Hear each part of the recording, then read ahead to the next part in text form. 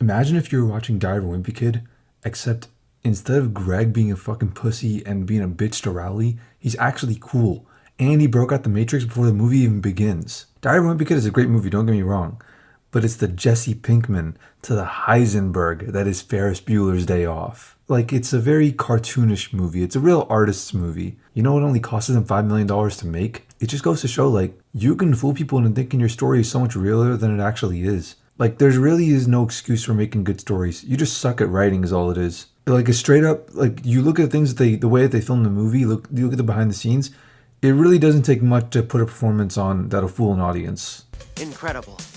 One of the worst performances of my career, and they never doubted it for a second. You know, I really love how there's a word for this concept now. Like how the world decided it would be called the Matrix. It's not the word I would have used. I always thought it was going to be called the Wired, like from Lane. But the Matrix works all the same. And now that there's a word to describe like this, concept. Thanks, Andrew Tate, for that. I can finally talk about it and everyone will know what I mean without me needing to explain it every single time. A movie that calls you to adventure is basically just a movie showing people how to break out the Matrix. And that's what this movie is. It's a call to adventure, especially for the people who feel like they're not fit for adventure, people who feel like they're worthless, people who feel like they can't do anything or like they have glass ceilings above their head. By the way, I mean, no spoilers, but this scene right here, all three of them standing like this is one of the most iconic shots in film history. It's absolutely perfect. Wallpaper contender. It's like a reminder, honestly, on how to live life. Like, life is acting, life is role play. It's the reason we make movies to begin with. We put ourselves into scenarios and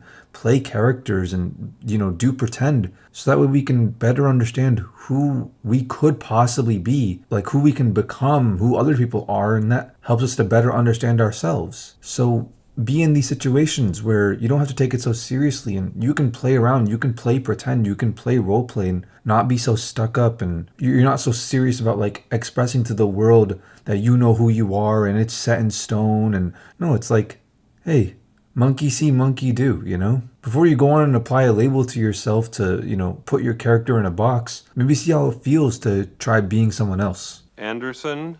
Here. Bueller. Bueller. Bueller. Bueller.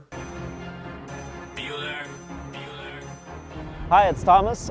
When people talk about movie magic, this is what they talk about. And this movie is pure, unhinged magic. No truer words have ever been spoken than life is what you make of it. Some people treat their home like a museum where it's cold and expensive and you can't touch anything, and you'll be punished if you reshape the world around you to your own liking. It's dehumanizing. It's implying that these materialistic things are literally worth more than your own personal self-expression. And while some people treat their homes like museums, most people treat museums like museums and they treat their homes like their home. They'll let paint spill on the carpet a little bit. They'll draw dinosaurs on the walls, pretending that, the hole in the wall made by the baseball is like an asteroid or whatever. They'll have fun. They'll anthropomorphize the world around them. And then when they're outside their sanctuary, they're nothing. The world is above them, and everything is worth more than their lives. But there's a few people, very few, who will break out of this, and they'll not only treat their home like a home and a museum like a museum, but they'll take it a step further.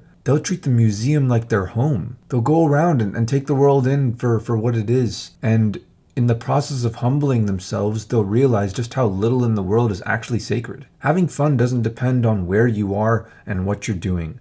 It depends on who you are and who you're doing it with. If you're truly free, you can learn to have fun anywhere, anytime, doing anything. And by extension, if you're truly free, if you've truly broken out of the Matrix, not only can you do it, you will learn to have fun, not just anywhere, but everywhere and all the time. 9 out of 10. It's Filthy Frank, motherfucker. It's Filthy Frank, bitch.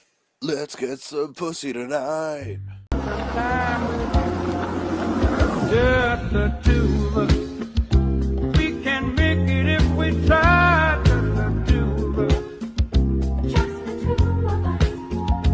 People in love, they yell at each other all the time. Oh, that's true. Ask him, he's been married for how long? Over 20-something years. Over 20 Look at him, though. years. He look mad. You don't look happy, brother. You don't look happy.